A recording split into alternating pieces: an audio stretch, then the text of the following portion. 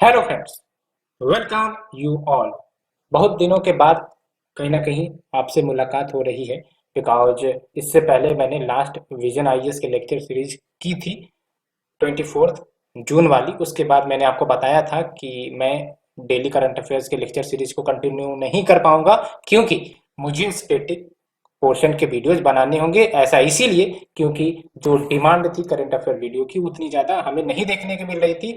तो ऐसे में कहीं ना कहीं मुझे उससे शिफ्ट होकर आपको स्टैटिक की तरफ लाना था और मैंने एक वादा भी किया था आपसे कि मैं पॉलिटी के नए लेक्चर सीरीज लेकर आऊंगा अलॉन्ग विद जो विजन आईएएस के मंथली मैगजीन वाले कंपाइलेशन है वो डिस्कस करना शुरू कर देंगे। और ये जो विजन आईएएस के मंथली मैगजीन वाले कंपाइलेशन होंगे वो मैं आपको जून वाले कंपाइलेशन से शुरू करूंगा, ठीक है। क्योंकि ये एग्जाम आपका 5 जून को खत्म हुआ है तो उसके बाद से आपके जो भी मैगजीन्स आएंगे विजन आईएएस के मंथली मैगजीन वाले तो उसको हम कवर करेंगे कॉम्प्रिहेंसिव वे में सो दैट आपको करंट अफेयर्स के साथ साथ स्टैटिक का भी डिस्कशन मिलता रहे। और इसके लिए मुझे चूंकि टाइम की जरूरत थी तो डेली कंप्यूटर डिस्कस करने से थोड़ा टाइम काफी ज्यादा जा रहा था। मैं पीडीएफ नहीं बना पा रहा था स्टैटिक पोर्शन का, लेकिन अब आप देख सकते हो अपने स्क्रीन के सामने मैंने पीडीएफ बनाया है टॉपिक का और उसके बाद मैं आपको डिस्कस करना शुरू कर रहा हूँ। और अभी मैंने प्रियम्बल से शुरुआत की है और उसके बाद मैं जो भी टॉपिक आएगी पॉलिटी की उसको मैं आपके सामने रखूंगा पीडीएफ के साथ। और आपको अगर पीडीएफ प्राप्त करनी है तो पीडीएफ आप हमारे टेलीग्राम चैनल से जुड़कर प्राप्त कर सकते हैं। लेकिन एक बात महत्वपूर्ण मैं आपको बताना चाहता हूं कि मेरे तरफ से तो प्रयास काफी किए जा रहे हैं, आपकी तरफ से भी प्रयास होना चाहिए। आप जो भी कंटेंट को पढ़ोगे हमारी तरफ से वीडियो के माध्यम से पीडीएफ के माध्यम से उसको बार बार रिवीजन करना जरूरी होगा बिकॉज जब तक आप रिवीजन नहीं करोगे आपके अंदर अंडरस्टैंडिंग डेवलप नहीं हो पाएगी। एंड जो अंडरस्टैंडिंग चाहिए वो मल्टीपल रिवीजन से ही आती है, एक बार पढ़ लेने से नहीं होगा। मैं जो लेक्चर सीरीज आपको प्रोवाइड कर रहा हूं उसमें पूरा एम लक्ष्मीकांत का एसेंस दिया हुआ है, समृद्धि हुई है। और इसको पढ़ने के बाद आप रियलाइज करोगे कि जो भी आप क्वेश्चन सॉल्व करना चाहो चाहे वो आप स्टेट पीसीएस के हो या फिर आपका जो यूपीएससी का क्वेश्चन हो आप उसको इजीली सॉल्व कर सकते हो। और मैं आपको क्वेश्चन भी सॉल्व करवा के दिखाऊंगा। क्वेश्चन का भी पीडीएफ मैंने बना लिया है, टॉपिक वाइज प्रियम्बल का जो टॉपिक है उसका मैंने पीडीएफ बना लिया है तो अल्टीमेटली वो आपको प्राप्त हो जाएगा टेलीग्राम चैनल पर। उसके बाद आप उसको अटेम्प्ट कर सकते हो, सॉल्व कर सकते हो आराम से और इससे आपका जो है कंसेप्ट बिल्डिंग होना शुरू हो जाएगा। बस आपको क्या करना है, बढ़िया से हमारे वीडियो लेक्चर सीरीज को ध्यान पूर्वक सुननी है। दूसरी बात यह कि हमारे चैनल को आपको स्प्रेड करना है ज्यादा ज्यादा अपने फ्रेंड सर्कल में because we are a community member और हम लोग साथ मिलकर आगे बढ़ने का प्रयास कर रहे हैं तो आपके तरफ से भी कॉपरेशन हमें चाहिए। तो आप अपने फ्रेंड सर्कल में शेयर कर सकते हो, अपने फेसबुक जो भी आपके सोशल मीडिया चैनल है वहां पर आप अपने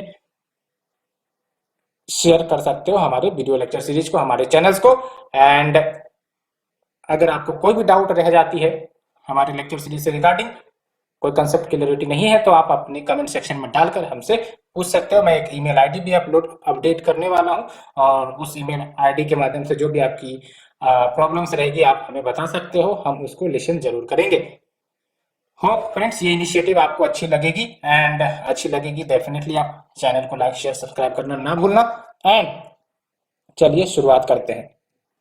और याद रखना है जब आप इस मिशन पर आए हो तो इस मिशन में फोकस एंड कॉन्शियसनेस ये दोनों जरूरी चीजें हैं एंड दोनों को आपको अपने साथ रखनी है और साथ ही साथ आपको आगे बढ़ना है, ठीक है। क्योंकि ये जर्नी हो सकता है थोड़ी कठिन है बिकॉज काफी कॉम्पिटिटिव वाला एग्जाम है तो इस जर्नी में कहीं ना कहीं अप्स एंड डाउन आएंगे। इस अप्स एंड डाउन को आप part and parcel of life मानकर ही चलोगे सो दैट कोई भी रुकावटें आए वो रुकावटें आपकी टेम्पररी हो, परमानेंट नहीं हो कि भाई साहब चले और कुछ पत्थर आ गया तो पत्थर आ गया तो पत्थर आ गया तो देख के डरना नहीं है, इसको क्रॉस करना है। फिर दूसरा पत्थर आएगा फिर इसको क्रॉस करना है तो क्रॉस करते करते आपकी आदत बन जानी चाहिए कि कोई भी पत्थर आए बड़ा छोटा उसको हम क्रॉस करने में सक्षम हो सके, ठीक है। यही लाइफ की जर्नी भी होती है because there is ups and down in every sphere of life तो उसको पार्ट एंड पार्सल मान के चलनी है, ठीक है। एंड अपने पेरेंट्स के सपने को ऊंचा उठाना है एंड अपने पेरेंट्स के सपने को पूर्ण करना है, ये आपके अंदर इच्छा रहनी चाहिए। So friends let's start with the concept preamble. देखो जब हम बात करते हैं प्रियम्बल की, दो तीन बातें आपको ध्यान रखनी है। जैसे फॉर एग्जाम्पल क्या है प्रियम्बल? जब हम बात करते हैं प्रियम्बल की, तो आपने मूवी देखी होगी, ठीक है, मूवी देखने से ही नाम याद आ गया तो हम एक पिक्चर लेके चलते हैं। देखो मूवी आपने देखी होगी, वेरियस मूवी है, ठीक है, ये है, ये है, ये है। अब मूवी देखने से पहले आपने हो सकता है ट्रेलर देखा होगा मूवी का। तो ये जो आपने ट्रेलर देखा, इस ट्रेलर से आपको क्या पता चला? इस ट्रेलर से आपको पता चलता है कि ये जो मूवी है उस किस थीम पर बनी हुई है, ठीक है, किस ऑब्जेक्टिव पर बनी हुई है, कौन कौन से एक्टर है, क्या सोशियो इकोनॉमिक कंडीशन दिखाई गई है, क्या बैकग्राउंड है, वो सारा इंफॉर्मेशन आपको ट्रेलर से मिलता है, तभी आप आकर्षित होते हो और आप जो है मूवी देखते हो। तो कहीं ना कहीं आप 2.5 घंटे या 3 घंटे की मूवी को आप 2 मिनट या फिर 3 मिनट के ट्रेलर से कुछ ना कुछ आइडेंटिफाई कर पाते हो कि किस थीम पर होगी, क्या ऑब्जेक्टिव होगा, क्या एम होगा, कौन से एक्टर है, एंड ये सब चीज आप समझ पाते हो। या फिर दूसरी एग्जांपल अगर हम ले कि आप जो है कोई पुस्तक खरीदते हो, बुक खरीदते हो, तो उस बुक में एक प्रीफेस चैप्टर होगा और वो प्रीफेस आपको बताएगा कि इस बुक में हम क्या क्या पढ़ने वाले हैं, ठीक है, इस बुक का मेन थीम क्या है। तो ये सब चीजें आप ऑब्जर्व करते होगे, आप कभी ऑब्जर्व करके देखना। ये सब क्या, ये सब आपको बताता है कि जो हम आगे अपनी पूरी एक्टिविटी करने वाले हैं उससे पहले जो हम थोड़ी सी बेसिक अंडरस्टैंडिंग को जान लेते हैं, तो फिर हमारी जो बेसिक अंडरस्टैंडिंग है वो बन जाती है। तो संविधान में जब हम प्रियम्बल की बात करते हैं, अब ये तो हो गया आपका एग्जाम्पल मैंने दिया, अब आते हैं हम मेजर ऑब्जेक्टिव पर। जब हम संविधान में और प्रियम्बल की बात करते हैं तो ये एक प्रकार से इंट्रोडक्शन हुआ या फिर प्रीफेस हुआ कॉन्स्टिट्यूशन की, कि हाँ, अगर हम जो कॉन्स्टिट्यूशन को समझना चाहते हैं शॉर्ट टाइम में, तो हम एक प्रियम्बल को पढ़ ले और उस प्रियम्बल से हम समझ जाए कि हमारे संविधान में लिखा क्या गया है ना। जैसे फॉर एग्जांपल प्रियम्बल में देखो आप यहाँ पर sovereign, socialist, secular, democratic Republic की बात की जाती है, जस्टिस की बात की जाती है, लिबर्टी की बात की जाती है, इक्वलिटी की बात करी जाती है, फ्रेटर्निटी की बात की जाती है। तो ये सब हमारे संविधान में है। तो फॉर एग्जांपल इक्वलिटी की बात करते हैं, फंडामेंटल राइट्स को ले लो, है ना, सोशल जस्टिस की बात करते हैं, डीपीएसपी को ले लो, फ्रेटर्निटी की बात करते हैं, फंडामेंटल ड्यूटीज को ले लो। तो ये सब कहीं ना कहीं हमारे संविधान में है। लेकिन हम अगर किसी अनजान व्यक्ति को सिखाना चाहे, समझाना चाहे, किसी स्कॉलर को बताना चाहे कि हमारा संविधान कैसा है, तो उसको हम प्रियम्बल ला के दिखा देंगे, भाई साहब आप प्रियम्बल पढ़ लो, आपको पता चल जाएगा कि हमारा संविधान क्या है, ठीक है, हमारे संविधान निर्माता के माइंड में क्या चल रही थी, जिसके माध्यम से उन्होंने हमें ये संविधान दिया। तो वो सब कहीं ना कहीं प्रियम्बल से हम एक्सट्रैक्ट आउट कर सकते हैं। तो एक प्रकार से क्या हो गया, समरी हो गया हमारे संविधान का, एसेंस हो गया हमारे संविधान का, ठीक है। जैसे आप ढूंढते रहते हो ना कि पॉलिटी के पॉलिटी एम लक्ष्मीकांत की शॉर्ट नोट मिल जाए, समरी मिल जाए, आप डेली यूज करते हो इन सब स्टेटमेंट का, है ना, स्पेक्ट्रम का आपका समरी मिल जाए, तो सब क्या है, समरी पढ़कर आप कहीं ना कहीं पूरे जो बुक का एसेंस समझने का कोशिश करते हैं। उसी प्रकार से प्रियम्बल को पढ़कर पूरे संविधान का एसेंस समझने का हम प्रयास करते हैं कि हमारे संविधान निर्माताओं ने क्या क्या बातें सोची होंगी और वो कहीं ना कहीं हमारे संविधान में रिफ्लेक्ट होता है। तो क्या समझ में आया हमें इतने सारे एग्जाम्पल को लेने के बाद कि जो प्रियम्बल है इट सिंपली मींस इंट्रोडक्शन और प्रीफेस टू द कॉन्स्टिट्यूशन। ये सब कीवर्ड याद रखना है जो मैंने हाईलाइट किया है। And it contains the summary और एसेंस ऑफ द कॉन्स्टिट्यूशन। और ये ध्यान रखनी है, ऐसा नहीं है कि हमारा देश सबसे पहला देश था जिसने प्रियम्बल की शुरुआत की, ठीक है। अमेरिकन कॉन्स्टिट्यूशन पहला संविधान था जिसने प्रियम्बल के साथ शुरुआत की, उसके बाद बहुत सारे देश ने फॉलो किया इंक्लूडिंग इंडिया। तो आज आप संविधान देखते हो, संविधान से पहले आपको प्रियम्बल देखते हो, ठीक है। और ये जो प्रियम्बल हमारे देश में बनाई गई है वो ऑब्जेक्टिव रेजोल्यूशन के आधार पर बनाई गई है। ऑब्जेक्टिव रेजोल्यूशन आपको पता है ना, जवाहरलाल नेहरू के द्वारा पेश की गई थी कॉन्स्टिट्यूएंट असेंबली में, और उसी ऑब्जेक्टिव रेजोल्यूशन के प्रिंसिपल्स कहीं ना कहीं हमें प्रियम्बल में देखने को मिलते हैं, ठीक है। तो ये ध्यान रखनी है। तो अब चलते हैं थोड़ा सा प्रियम्बल पर नजर रखते हैं कि प्रियम्बल क्या है। यहाँ पर आपको एक एक शब्द पर ध्यान रखनी है, बिकॉज ये एक एक शब्द जो है ना, कीवर्ड, ये काफी महत्वपूर्ण है। ये आपके एसे राइटिंग में भी मदद करेगा, पॉलिटिकल क्वेश्चंस अगर कोई है तो वहां पर आंसर करने में मदद करेगा, ठीक है। तो ये ध्यान रखनी है। तो चलिए हम प्रियम्बल की शुरुआत करते हैं, आप भी मेरे साथ पढ़ो, एक एक कीवर्ड को अच्छे से पढ़ना है। We the people of India having solemnly resolved to constitute India into sovereign socialist, secular, democratic, republic, and to secure all its citizens justice. but justice में क्या? social justice, economic justice, political justice, liberty, liberty of thought, expression, belief, faith, worship, equality of status, opportunity, and to promote among them all fraternity, assuring the dignity of the individual and unity and integrity of the nation. In our constituent assembly, ये date याद रखना है अच्छे से, ये date अच्छे से याद रखना है। 26th day of November, it is not January, 26th day of November 1949 do hereby adopt, enact and give to ourselves this constitution। अब ये तो हमने प्रीएम्बल पढ़ा, इससे आप क्या रिफ्लेक्ट करते हो? इससे आप ये रिफ्लेक्ट करते हो कि हमारा संविधान जस्टिस की बात करता होगा, है ना? जस्टिस में भी क्या? Social justice, economic justice, political justice. Social justice के लिए आपका डीपीएसपी है कि नहीं है? पॉलिटिकल जस्टिस के लिए आपका बहुत सारे जो संविधान में प्रोविजन है, जैसे for example right to vote है कि नहीं है? उसी प्रकार से इकोनॉमिक जस्टिस में भी आपको डीपीएसपी देखने को मिल जाते होंगे। डिस्ट्रीब्यूशन ऑफ वेल्थ की बात की जाती है ना? Preventing the concentration of wealth की बात की जाती है।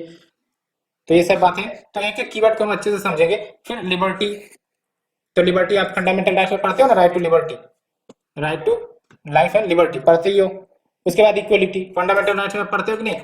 आर्टिकल नंबर 14 से 18 राइट टू इक्वलिटी की बात करता है। फ्रेटर्निटी, फ्रेटर्निटी वहां पर होगी जहां पर हमें कहीं ना कहीं सेकुलरिज्म देखने को मिलेगा। तो वी हैव द कंसेप्ट, है ना, राइट टू रिलीजन, आपका 25 से 28 देख लो आप, है ना? तो ये सब कुछ एग्जाम्पल है जो बताते हैं कि कहीं ना कहीं हमारे संविधान में ये सब जो मूल सिद्धांत हैं वो सब मौजूद हैं। ठीक है, तब एक एक शब्द की हम डिस्कशन करेंगे, क्योंकि क्वेश्चन अगर प्रीलिम्स में देखा जाए तो कहीं ना कहीं ये जो आपके कीवर्ड है इससे क्वेश्चन पूछे गए हैं, तो इसलिए हम उस रेस्पेक्ट में हम इसे डिस्कस करेंगे। और यहाँ से भी क्वेश्चन पूछे गए हैं, इसलिए मैंने आपको यहाँ पर डाला है कि कुछ जो स्टेटमेंट्स कहे गए हैं इमिनेंट पर्सनालिटीज के द्वारा regarding the preamble of the Indian constitution, वो क्या है? तो इन सबको अच्छे से याद रखना है। Identity card of the constitution, identity card of the constitution कैसे? प्रीएम्बल आपका, जैसे फॉर एग्जाम्पल आपके पास जैसे आधार कार्ड है, तो आधार कार्ड के माध्यम से आपके बारे में पूरी जानकारी पता चल जाती है कि नहीं चल जाती है ना? कि आपका एज क्या है, आपका डेट ऑफ बर्थ क्या है, आपका फैमिली बैकग्राउंड क्या है, ये सब कुछ आपको पता चलती है कि नहीं? उसी प्रकार से प्रीएम्बल को पढ़ने के बाद कहीं ना कहीं हमें अपने संविधान के बारे में जानकारी पता चलती है कि संविधान में बेसिक प्रिंसिपल्स क्या है ना? हमारा संविधान किस ऑब्जेक्टिव को फुलफिल करता है। तो ये है आपका identity card of the constitution, और ये कहा गया था एन.ए. पालकीवाला के द्वारा। एंड एक और बात ये कि जो प्रीएम्बल है वो कहीं ना कहीं एक्सप्रेस करता है व्हाट वी हैड थॉट और ड्रीम्ड सो लॉन्ग, ये सर अलादी कृष्ण स्वामी अय्यर ने कहा है। कहने का मतलब ये है कि ये प्रीएम्बल क्या रिफ्लेक्ट करता है? प्रीएम्बल रिफ्लेक्ट करता है कॉन्स्टिट्यूट असेंबली में जो बैठे थे, कॉन्स्टिट्यूशन बना रहे थे, उसके माइंड को, है ना, उसके माइंड को रिफ्लेक्ट करता है। तभी तो आज हम देखते हैं राइट टू वोट का अधिकार है, राइट टू इक्वलिटी का अधिकार है। तो इसका मतलब कहीं ना कहीं ये जो कॉन्स्टिट्यूशन मेकर्स थे वो इक्वलिटी पर विश्वास करते थे, है ना, पॉलिटिकल इक्वलिटी पर विश्वास करते थे, इक्वल जस्टिस पर विश्वास करते थे, है ना? तो कहीं ना कहीं ये जो कॉन्स्टिट्यूट असेंबली के मेंबर्स थे उनके माइंड को रिफ्लेक्ट करता है। तो ये सब स्टेटमेंट ध्यान रखना है, ये सब कहीं ना कहीं यूज होगा आपको। ठीक है, और भी स्टेटमेंट आप देख लो, the horoscope of our constitution, है ना? तो जो प्रीएम्बल है वो आपका हॉरोस्कोप है हमारे संविधान का। एंड ये देख लो आप, पंडित ठाकुरदास भार्गव ने क्या कहा था? It is the soul of the constitution, it is key to the constitution, it is a jewel set in the constitution, it is a proper yardstick with which one can measure the worth of the constitution। ये सब कितने मजेदार statement है, और ये सब statement आप कहीं पर भी यूज कर सकते हो, इसलिए मैंने ये सब कुछ दिया है। प्रीएम्बल से क्वेश्चन अच्छे खासे आए हैं, और प्रीएम्बल में ऐसे ऐसे कीवर्ड है जिसका इस्तेमाल आप बहुत सारे जगह पर कर सकते हो, ऐसे में कर सकते हो। ठीक है, तो ये बात हमने डिस्कस की फ्रेंड्स। सो अब जब हमने बेसिक अंडरस्टैंडिंग डेवलप कर ली प्रीएम्बल की, तब प्रीएम्बल को हम अच्छे से समझने का प्रयास करेंगे। ठीक है, क्योंकि जो हमने प्रीएम्बल ऊपर पढ़ा है ना, we the people of India, तो we the people of India का क्या मतलब होता है, सोवरेन, सोशलिस्ट, सेकुलर, डेमोक्रेटिक, इन सब का क्या मतलब होता है, उन सबको अच्छे से हम पढ़ने का कोशिश करेंगे। ठीक है, तो जब हम पूरा ओवरव्यू देखते हैं प्रीएम्बल का, तो 4 बातें निकल कर आती है, 4 बातें निकल कर आती है। उसमें से पहला बात है कि जो प्रेम्बल है वो बताता है हमें कि जो सोर्स ऑफ ऑथोरिटी कौन है हमारे संविधान का।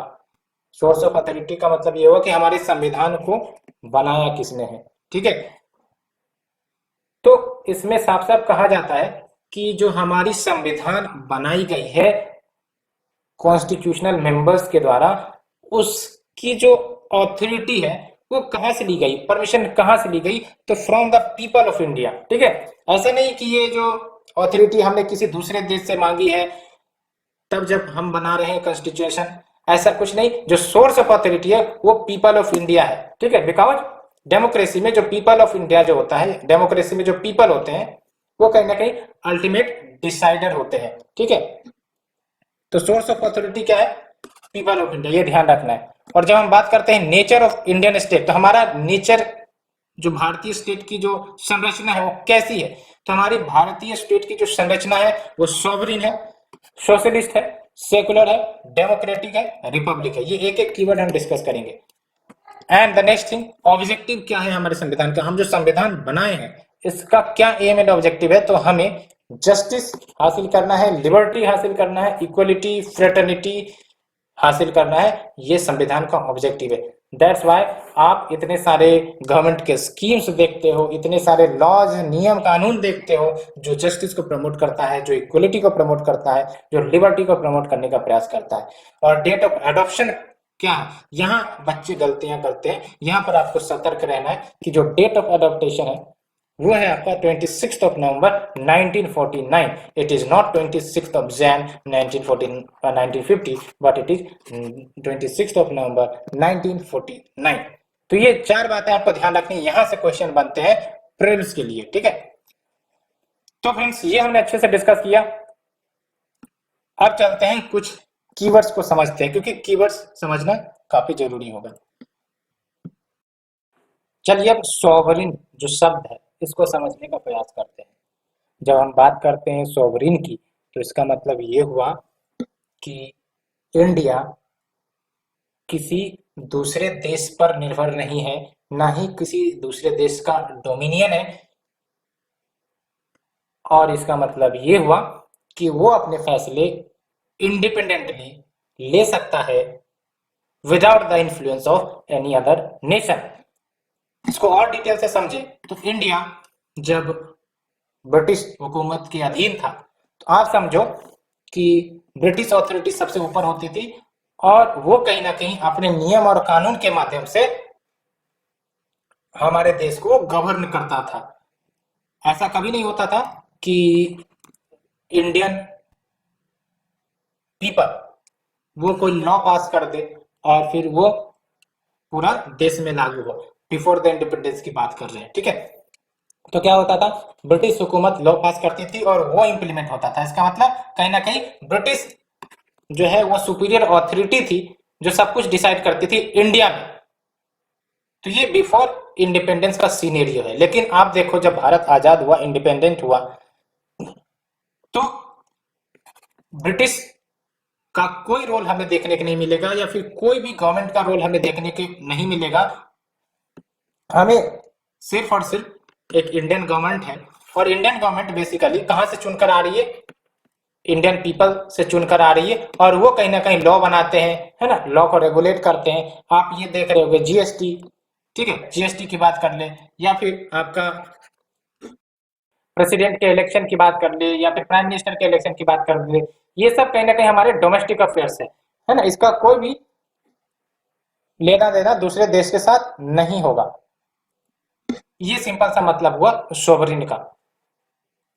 दिस मीन्स कि India is neither A dependency nor a dominion of any other nation but N independent state. तो आप आज देखते हो कि बहुत सारे देश है जो कि इंडिपेंडेंट है, नहीं तो जब ब्रिटिश शासन होता था तो बहुत सारे जो देश थे वो ब्रिटिश के गुलाम थे। तो आज सब जो है वो सब देश इंडिपेंडेंट हुए हैं, सबकी इंडिपेंडेंट गवर्नमेंट है, सबकी इंडिपेंडेंट अथॉरिटी है, और वो इंडिपेंडेंट डिसीजन लेते हैं, ठीक है।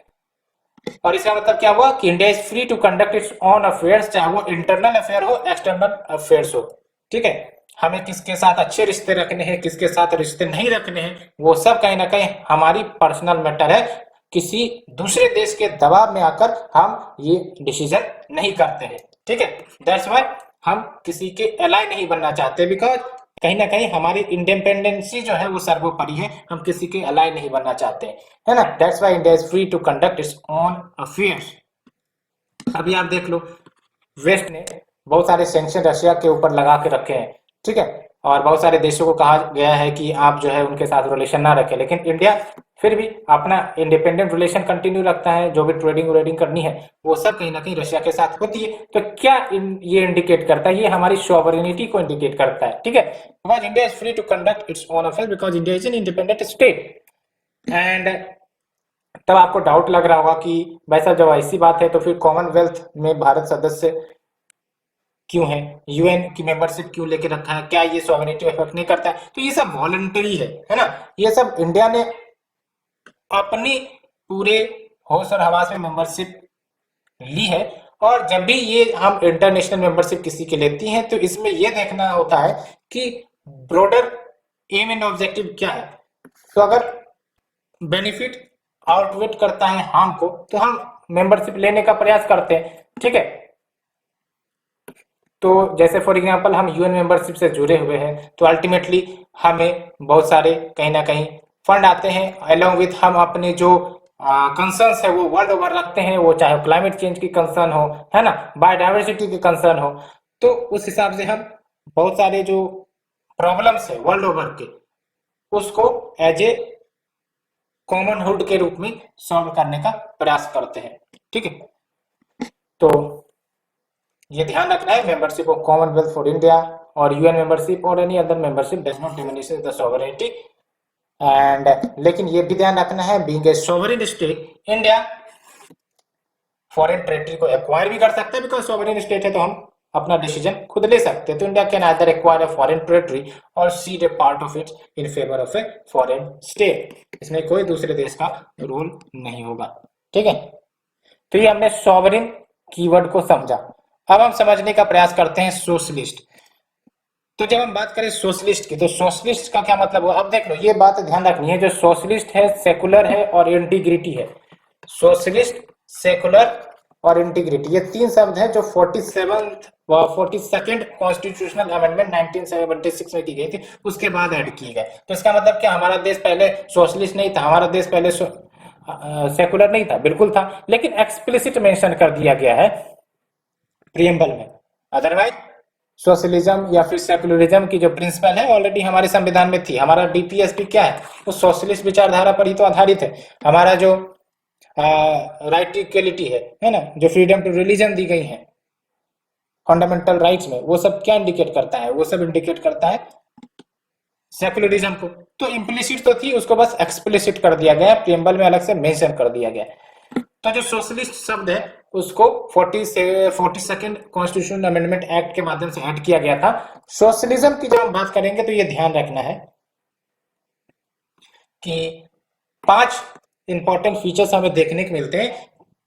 पहली बात तो ये कि जो सोसाइटी है ना, सोसाइटी को ज्यादा इंपॉर्टेंस दिया जाता है देन एन इंडिविजुअल। कैपिटलिज्म में क्या होता है, इंडिविजुअल ज्यादा कहीं ना कहीं अपने आप को पावरफुल समझते हैं। दैट्स वाई आप देखते हो इतनी सारी इनइक्वलिटी हमें देखने को मिलती है कैपिटलिस्ट सोसाइटी में। वहां पर वेलफेयर ऑफ द पीपल का जो कंसेप्ट है वो कहीं ना कहीं नहीं देखने को मिलता है। लेकिन जब हम बात करते हैं सोशलिज्म में, तो सोशलिज्म में सोसाइटी को ज्यादा इंपॉर्टेंस दिया जाता है देन एन इंडिविजुअल। साथ ही साथ ह्यूमन वेलफेयर जो है वो सोशल ऑब्जेक्टिव होता है उस देश का जहां पर भी सोशलिज्म फॉलो किए जाते हैं। एंड इसमें सभी ह्यूमंस को इक्वली ट्रीट किए जाते हैं, है ना। तभी तो हम सोशलिज्म में prevention of concentration of wealth की बात करते हैं, इक्वल डिस्ट्रीब्यूशन ऑफ वेल्थ की बात करते हैं, ठीक है।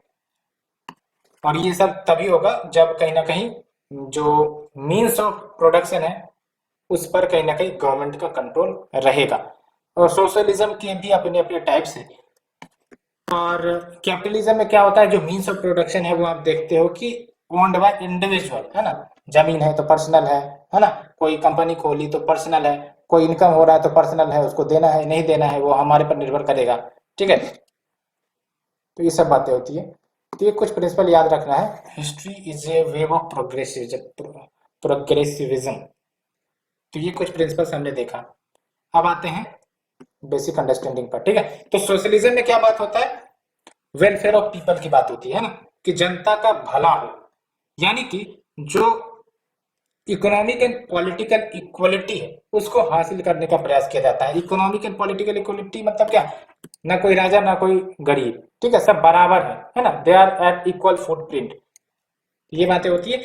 और जहां पर सोशलिज्म की प्रिंसिपल रहेगी वहां पर कहीं ना कहीं जो एक्सप्लॉयटेशन को खत्म करने का प्रयास किया जाएगा। एक्सप्लॉयटेशन कब आएगी, आप ये बताओ हमें, एक्सप्लॉयटेशन कब हमें देखने को मिलेगा, जहां पर आपका इनइक्वलिटी होगा, ठीक है, जहां पर हम एक को दूसरे से इंफीरियर मानते हैं, वहां पर एक्सप्लॉयटेशन देखने को मिलता है ना। जैसे for example so called lower class and higher class, तो वहां पर भी कहीं ना कहीं हमें एक्सप्लॉयटेशन देखने को मिलता है। या फिर कहीं कहीं हम देखते हैं because of the paternal nature of our society, तो वोमेन को इन्फीरियर माना जाता है एज कम्पेयर टू मेन, तो एक्सप्लॉयटेशन हमें देखने को मिलता है। तो कहीं ना कहीं जो सोशलिज्म है वो एक्सप्लॉयटेशन को खत्म करने का प्रयास करता है, ठीक है। और वही मैंने आपको बताया भी कि ये जो आपका सोशलिस्ट कीवर्ड है, वैसे तो 42nd अमेंडमेंट एक्ट के माध्यम से ऐड किया गया था, लेकिन हमारे संविधान में ऑलरेडी बहुत सारे प्रोविजन थे जो इंडिकेट कर रहे थे socialist nature of our constitution को। जैसे डीपीएसपी में हम देखते हैं prevention of concentration of wealth की बात होती है, डिस्ट्रीब्यूशन ऑफ वेल्थ की बात होती है ना, और भी बहुत सारे जो आपके प्रोविजंस है वो जब आप देखोगे डीपीएसपी में तो वो सब आपको पता चल जाएगी कि हाँ ये सब सोशलिस्ट नेचर के ही है, ठीक है। लेकिन जब अमेंडमेंट की गई तो जो इम्प्लिसिट था संविधान में उसको एक्सप्लिसिट कर दिया गया, है ना, जो ऑलरेडी हमें अंदर से पता थे उसको अब साफ साफ प्रियम्बल में रिफ्लेक्ट करवा दिया गया, ठीक है। और जो इंडियन स्टाइल ऑफ सोशलिज्म है वो है डेमोक्रेटिक सोशलिज्म। याद रखो जब हम सोशलिज्म की बात करेंगे तो यहाँ पर आपका डेमोक्रेटिक सोशलिज्म होगा और एक होगा कम्युनिस्ट सोशलिज्म या फिर स्टेट सोशलिज्म जो चाइना में फॉलो की जाती है। इंडिया में डेमोक्रेटिक सोशलिज्म फॉलो की जाती है। जब हम बात करते हैं डेमोक्रेटिक सोशलिज्म की तो पब्लिक और प्राइवेट इंटरप्राइजेज दोनों मौजूद होते हैं, दोनों को इनकरेज किया जाता है। और आप सोचो कि पब्लिक इंटरप्राइजेज क्यों होंगे, पब्लिक इंटरप्राइजेज इसलिए होंगे क्योंकि हम जो है वेलफेयर ऑफ द पीपल की बात करते हैं, और वेलफेयर ऑफ द पीपल अगर गवर्नमेंट को करना है तो गवर्नमेंट के पास भी तो कहीं ना कहीं रेवेन्यू होनी चाहिए, ठीक है। तो रेवेन्यू कहाँ से आएंगी, तो रेवेन्यू टैक्सेशन से आ सकती है। टैक्सेशन किस पर लगाया जाएगा, प्राइवेट इंटरप्राइजेस पर लगाया जाएगा, है ना, जनता पर लगाया जाएगा, उससे पैसे आएंगे और उस पैसे को वेलफेयर के लिए खर्च किया जाएगा, है ना। दैट्स व्हाई आप रेलवे देखते हो, गवर्नमेंट की रेलवे, या फिर आप गवर्नमेंट की कंपनीज देखते हो। अदरवाइज आप सोचो जो आपकी कैपिटलिस्ट सोसाइटी है वहां पर सब कुछ प्राइवेट के द्वारा ओन किए जाते हैं। तो जो प्राइवेट के द्वारा ओन किए जाते हैं तो कोई सर्विसेज अवेल करनी है तो उसके लिए अच्छे खासे पैसे भी चाहिए। तो जो गरीब तबके के लोग होंगे वो कहीं ना कहीं हायर फैसिलिटी को अवेल नहीं कर पाएंगे, है ना, because of the higher cost. तो डेमोक्रेटिक सोशलिज्म में क्या होगा कि जो फैसिलिटी हायर क्लास अफोर्ड कर पाती है वो सब कहीं ना कहीं गवर्नमेंट भी जो पीपल हैं which are poor in nature वो सब भी अफोर्ड कर पाए, इसलिए बहुत सारी सुविधाएं दी जाती है ना। इंडिया में रेलवे है, ठीक है, पब्लिक एम्प्लॉयमेंट है, ये सब कुछ आप देखते होंगे, ठीक है। और जब हम बात करते हैं कम्युनिस्ट सोशलिज्म की तो कम्युनिस्ट सोशलिज्म को हम स्टेट सोशलिज्म भी कहते हैं। तो स्टेट सोशलिज्म में क्या होता है, जो भी मीन्स ऑफ प्रोडक्शन है, लैंड है, लेबर है ना, ये सब का नेशनलाइजेशन कर दिया जाता है। कहने का मतलब इन सब का कंट्रोल गवर्नमेंट के हाथ में होता है ना। तो इसका मतलब क्या हुआ कि जो भी लैंड है या फिर लेबर है सबको कौन रेगुलेट करेगा, गवर्नमेंट रेगुलेट करेगा, ठीक है। किसी को ज्यादा प्रॉफिट हो रही है तो उससे वो निकाल कर वो डिस्ट्रीब्यूट कर देगा एमंग द पीपल। और यहाँ पर आपका प्राइवेट प्रॉपर्टी देखने की नहीं मिलेगी, ठीक है, बिकॉज सब कुछ गवर्नमेंट का होगा, ठीक है। तो ये आपके हैं स्टेट सोशलिज्म जो आपको चाइना में देखने को मिलते हैं, ठीक है। एंड जो इंडियन सोशलिज्म है वो मार्क्सिस्ट एंड गांधीयन सोशलिज्म का ब्लेंड है, जिसमें जो गांधीयन सोशलिज्म है वो ज्यादा फॉलो की जाती है इंडिया में। गांधीयन सोशलिज्म आप डीपीएसपी में देखने को मिलेगा आपको। जब हम डीपीएसपी पढ़ेंगे तो वहां पर आपको गांधीयन सोशलिज्म देखने को मिलेगा। और ये ध्यान रखना है कि जो एलपीजी यानी कि जो न्यू इकोनॉमिक पॉलिसी 1991 में लाई गई थी, है ना, लिबरलाइजेशन, प्राइवेटाइजेशन, ग्लोबलाइजेशन, उस समय इंडिया जो है ओपन हो गया था टू द वर्ल्ड, है ना।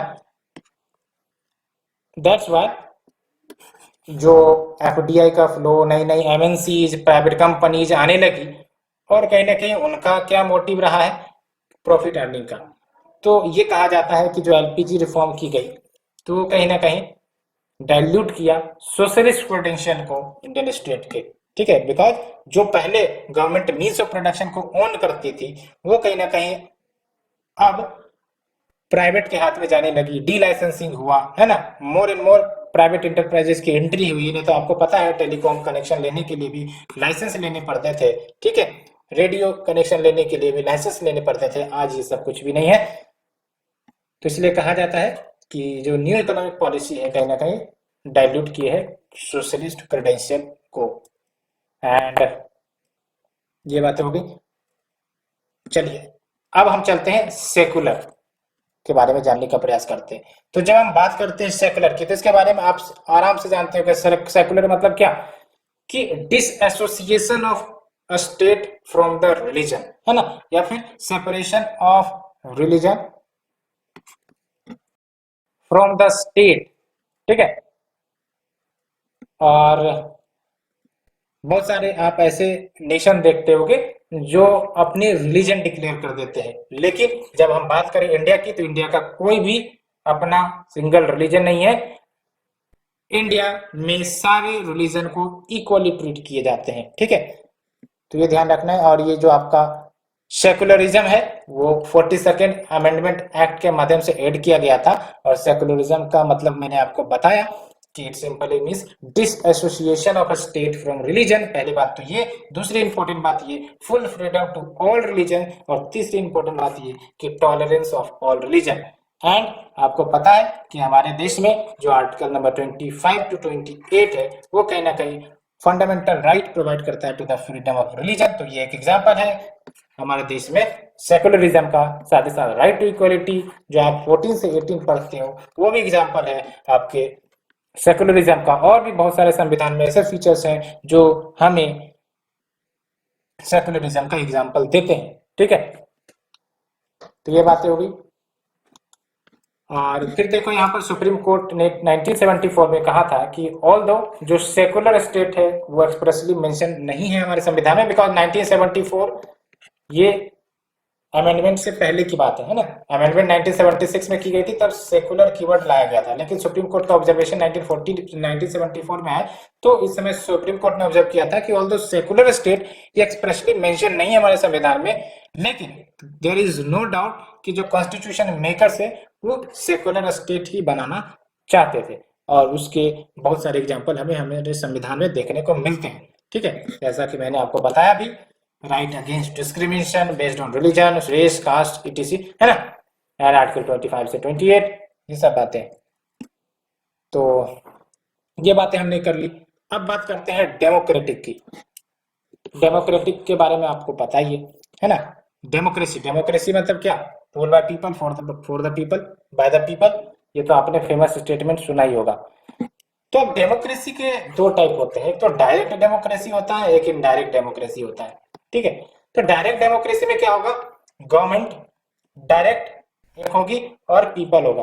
तो जो भी डिसीजन लेना है वो गवर्नमेंट और पीपल के बीच डायरेक्ट इंटरेक्शन के माध्यम से होगा। लेकिन इनडायरेक्ट में क्या है कि गवर्नमेंट तो है, पीपल भी है, बट बीच में आपका रिप्रेजेंटेटिव आ जाता है। और ये रिप्रेजेंटेटिव कौन चूज करता है, तो पीपल चूज करते हैं, है ना। तो पीपल रिप्रेजेंटेटिव चूज करते हैं और ये रिप्रेजेंटेटिव फिर डायरेक्ट गवर्नमेंट से इंटरेक्ट करते हैं और डिसीजन बनाते हैं। तो यहाँ पर आप देख सकते हैं कि जो रिप्रेजेंटेटिव है वो पीपल को रिप्रेजेंट करते हैं और वो फिर डिसीजन लेते हैं, बिल पास करना हो, लॉ बनाना हो, है ना, कोई डिसीजन को स्क्रैप करना हो। लेकिन डायरेक्ट डेमोक्रेसी में डायरेक्ट पीपल से कंसल्ट किया जाता है, डायरेक्ट पीपल इन्वॉल्व रहते हैं डिसीजन मेकिंग में। तो ये ध्यान रखनी है, ठीक है। तो ये बात मैं आपको समझाया। और हमारा जो संविधान है वो डेमोक्रेसी की बात करता है बेस्ड ऑन सॉवरेनिटी, और हमारा जो डेमोक्रेसी है वो इनडायरेक्ट डेमोक्रेसी है। इनडायरेक्ट डेमोक्रेसी में क्या होता है कि हम रिप्रेजेंटेटिव को इलेक्ट कर देते हैं ना। अभी क्या होता है, इलेक्शन हुआ, हमने रिप्रेजेंटेटिव को चुना, वो रिप्रेजेंटेटिव हाउस में गए और वो बेसिकली लॉ बनाते हैं, लॉ पास करते हैं, है ना। तो ये इनडायरेक्ट डेमोक्रेसी को रिप्रेजेंट करता है। इसका अपोजिट होगा आपका डायरेक्ट डेमोक्रेसी, जहां पर सिटीजन डिसीजन लेते हैं, जिसमें कुछ इंपॉर्टेंट टूल्स जो हम आगे पढ़ेंगे। रेफरेंडम होता है, रेफरेंडम का नाम भी सुना होगा आपने, प्लेबिसाइट होता है, इनिशिएट होता है, एंड रिकॉल होता है। राइट टू रिकॉल एक अच्छी मूवी है, आप देखना। राइट टू रिकॉल में क्या होता है कि जो सिटीजन है वो फैसला लेते हैं कि कोई भी ऑफिशियल है ना, उसको हटाना है, तो हम राइट टू रिकॉल प्रपोज करते हैं, यानी कि जनता के द्वारा राइट टू रिकॉल प्रपोज किया जाता है और उसके माध्यम से हम उस पार्टिकुलर गवर्नमेंट ऑफिसर को, है ना, या फिर रिप्रेजेंटेटिव को हटाने का प्रयास करते हैं। ठीक है।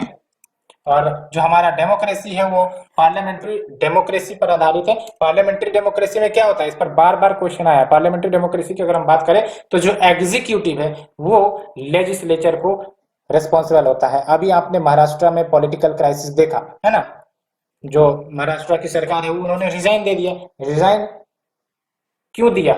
इट इज ऑल बिकॉज जो आपका स्टेट लेजिस्लेटिव असेंबली है वहां पर जो एमएलए की संख्या है वो कहीं ना कहीं कम पड़ गई, बिकॉज एमएलए ने डिफेक्ट कर लिया था दूसरी पार्टी की तरफ, और अल्टीमेटली जो प्रेजेंट गवर्नमेंट है वो माइनॉरिटी में आ गई। इसीलिए उनके पास दो ऑप्शन थे, या तो रिजाइन कर दे या फिर फ्लोर टेस्ट फेस करे। तो फ्लोर टेस्ट इन्होंने नहीं फेस किया, बिकॉज इनको पता था कि हमारे पास जो मेजोरिटी मेंबर है वो है ही नहीं, तो फ्लोर टेस्ट करेंगे तो भी कहीं ना कहीं लूज होना पड़ेगा, इसीलिए रिजाइन कर दी गई।